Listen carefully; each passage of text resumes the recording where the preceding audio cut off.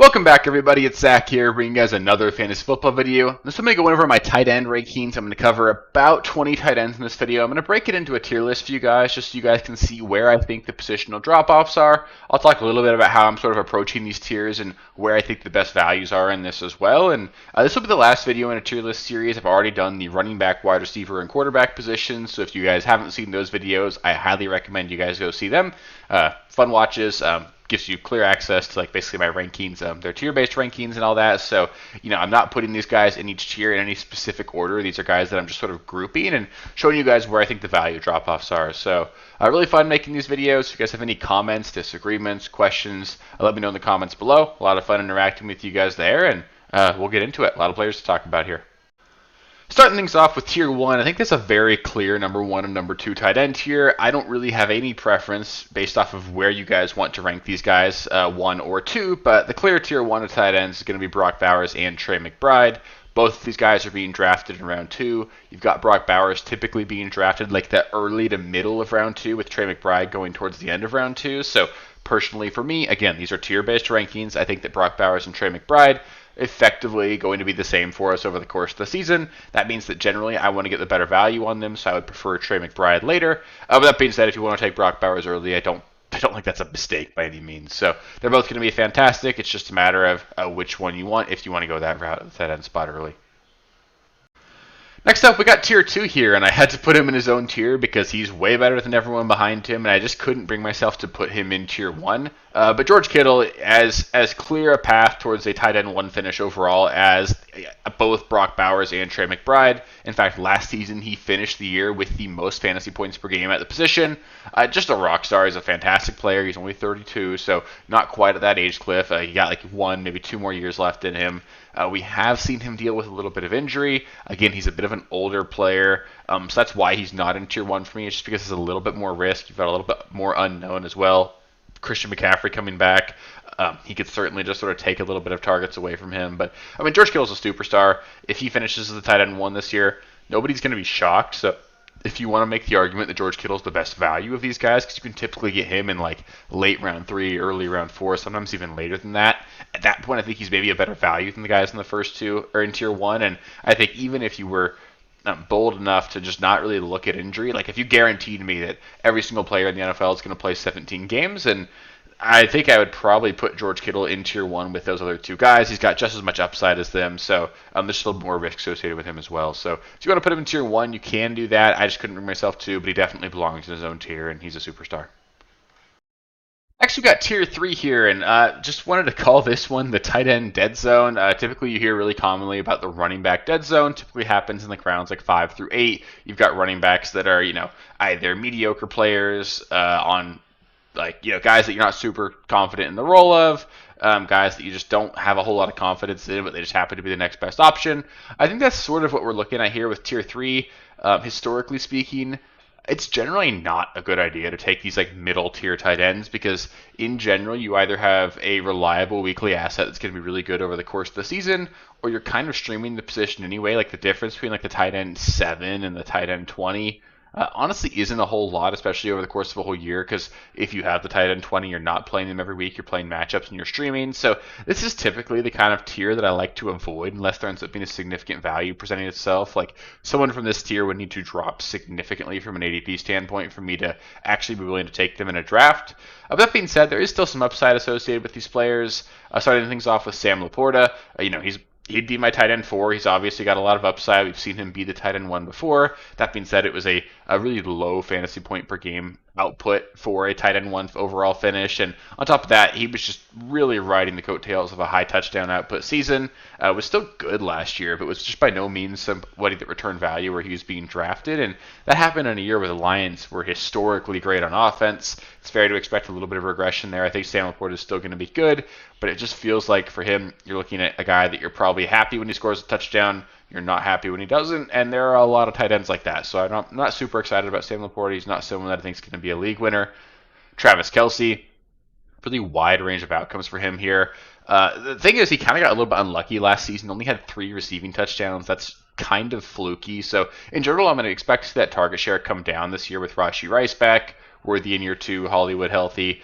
He's not going to finish with like a 24 25% target share this season, but he could finish with like a 19-20% target share with a really high red zone usage. You're looking at him as someone that really seems really similar to a guy like Mark Andrews. Actually meant to put him on this list, so pretend Mark Andrews is on that bulleted list as well. I think they're really similar. They're guys that you probably need near double-digit touchdowns to be a guy that you're happy with, but they actually do have the talent and possible.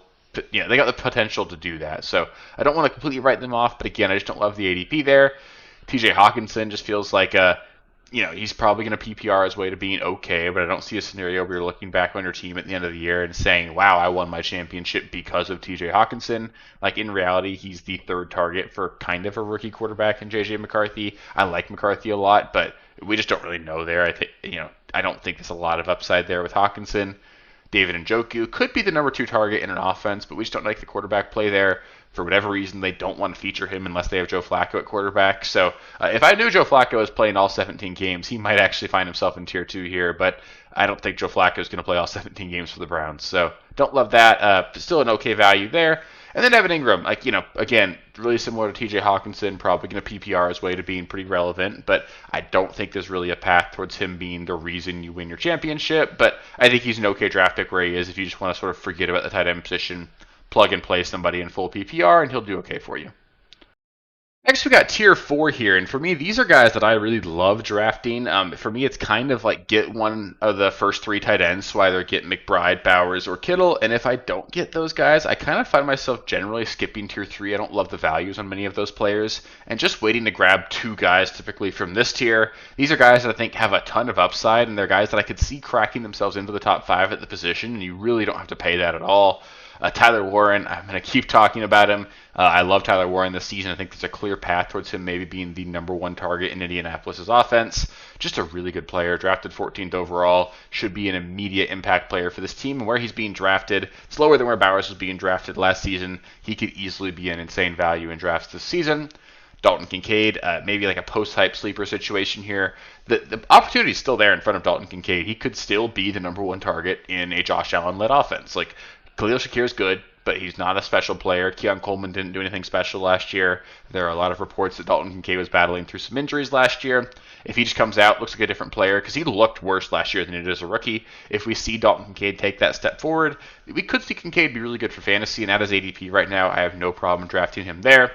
Colston Loveland, similar to Tyler Warren, just a really high draft pick rookie. Probably on a better offense than Warren, but also dealing with a lot more target competition. I also just personally think that Tyler Warren is a better player. Bears clearly didn't think so, though. They took him ahead of Tyler Warren. So, they're NFL GMs and all that. They probably know more than I do. There's a lot of upside there. I think Loveland's a great player still. Finds himself in an offense that really could be surprising this season. So there's definitely, you need to think about Colston Loveland. And then 2 guys I'm probably a little bit too high on, Chig Okonkwo and Isaiah Likely.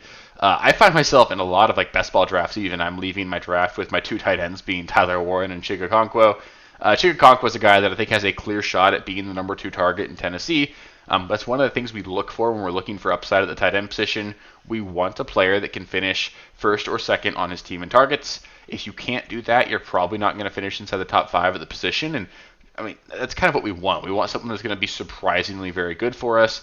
Chig Okonkwo, we've seen him do it before, sort of broke out a little bit at the end of last season, and I think he's just very clearly the second best pass catcher that team has. If Cam Ward comes in and elevates that offense, which he could, just imagine if Cam Ward comes in and does for this offense what Bo Nix and Jaden Daniels did for their teams last season, then suddenly you've got the number 2 target on a really good offense. And if you have that, Chig Okonkwo has the talent, has the playmaking ability that he could be really good. So it really does hinge on Cam Ward, but if Cam Ward hits, then Chig Okonkwo is going to hit and be really great. And then Isaiah Likely, it's got a ton of upside if he surpasses Mark Andrews in the depth chart. If Mark Andrews gets hurt, Likely is effectively like a handcuffed tight end, but we could see something early on in the year where we just sort of see him take over that starting role, and we've seen him be really good as a starter there before, so he just has to be mentioned. I think there is a path at least towards him being really good all year for us. And the last group of guys I'm going to talk about here, we're going to put these guys in tier 5. These are just probably streaming options. They're guys that I wouldn't be drafting with the expectation that I can start them every single week this year, but they're guys that I think are going to be really popular streaming candidates just week to week. If you want to draft 2 of these guys and just sort of play matchups, I think you could do that, although typically these are guys that are either going undrafted or going really late in drafts, so I don't think you need to draft 2 of these guys in this list, but if you want to draft one of them with someone in like tier 4, I think that could work as well. These are guys that have weekly upside, but not guys that I really see with a clear path towards being great over the course of the full season. Starting things off with Jonnu Smith. A little bit of an unknown with Jonnu Smith. Will be interesting to see how the Steelers use him. They clearly did really want to get him on their team, but we also haven't seen Jonnu Smith finish ahead of the tight end 20 outside of last season. He spent a lot of time with Arthur Smith, so I know Arthur Smith really loves him, but that hasn't turned into fantasy points. So interesting to see there, but he's an athletic player, has a shot to be the number 2 target in an offense, so we just can't ignore that. So got to mention him. Jake Ferguson could be the number 3 target in Dallas, but just has gotten a little bit unlucky over the last couple of years in a touchdown standpoint. There's a chance that Dak goes out and throws for 40 touchdowns this year. If he does that, Jake Ferguson is like a guy that legitimately has 10 touchdown upside, so I can't completely write him off. He's a guy that could have a breakout year. Kyle Pitts, I don't love it, but he's probably the number 3 target in an offense. Going to have some weekly upside in some matchups against like the Panthers, the Bucks, the Saints. Just 6 games this year against really bad defenses. Pitts will at least be an interesting streaming option on occasion, but you don't need to draft him. Just someone that we're obviously going to see pop up. Probably have 1 or 2 big weeks this year. Tucker Kraft, maybe he has more upside than I'm giving him credit for. I think it's a really crowded receiving room there, but there's also a path. Like, there's no clear number 1 in that offense either. So I guess it's unfair to say Tucker Kraft couldn't finish as like the number 1 or number 2 target in this offense. So I don't want to completely write him off. He maybe belongs in tier 4. I've had a couple of you guys mention him when I've mentioned some like breakout tight ends and stuff. I think he belongs in that discussion, but I'm just not really sure. But I think he's a guy of this list, probably has the clearest path towards having a really good just overall season. Dallas Goedert probably needs an injury to either A.J. Brown or Devonta Smith to be good over the course of the season, but if you want to play him in specific matchups, we know he's a good player. He can certainly be good for us in fantasy. Hunter Henry, I got to mention him as well. Also thought about putting him in tier 4. Like, again, he's got a path towards being the number 2 target, maybe even the number 1 target for Drake May this season. Can't ignore that at all. He's obviously a decent player. Definitely just want to mention him. He's a guy that I think will be streaming on occasion for sure. Mike Gesicki, whenever T. Higgins goes down, because we know T. Higgins probably isn't going to play 17 games, Gesicki's the next man up. You can play Mike Gesicki any week that either Jamar Chase or T. Higgins are out, and even if they're both playing, if they find themselves in a favorable matchup, you could look at Gesicki. And then digging a little bit deep here, Tyler Conklin, just have to mention him. He's the starting tight end for Justin Herbert.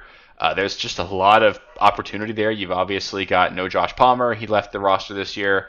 Mike Williams starting the year on the PUP. So really you've got Ladd McConkey, Quentin Johnston, and a rookie in Trey Harris, who is still holding out with his contract.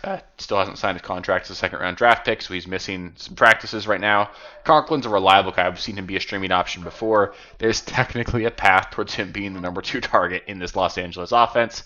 He's not going to be. He's probably going to finish 3rd or 4th in targets, but we saw Will Dissly be fantasy relevant at times last season, and Conklin's a better pass catcher than him, so just have to mention him as an option as well. So that'll do it for all of the tier list videos. Like I said, if you haven't watched the quarterback, running back, or wide receiver videos, I highly recommend that you guys go watch those as well. A lot of fun making them, put a lot of time into it, and hopefully you guys find them valuable. If you guys have any comments, questions, disagreements, any of that, I love interacting with you guys in the comments below. So just drop something in there. I'll be happy to get back to you. I believe I've responded to every single comment on the channel to date. So pretty proud of that, making sure I continue to do that. So I will respond to you if you drop a video or drop a comment.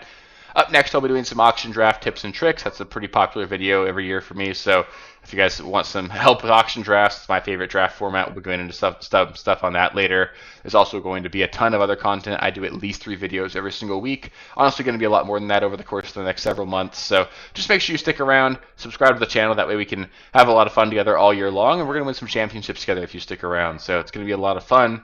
If you made it this far in the video, give it a thumbs up. It helps me out. Helps know that you like what I'm doing here, and I'm looking forward to seeing you guys in the next one, guys. Peace. Thank you guys for watching. If you haven't already, please be sure to subscribe to the channel, like the video, check out these other videos here if you haven't. If you want more content, please feel free to follow me on Twitter at RealSteelFFB. I'll be more active on there as the season goes on. Thanks. Catch you later.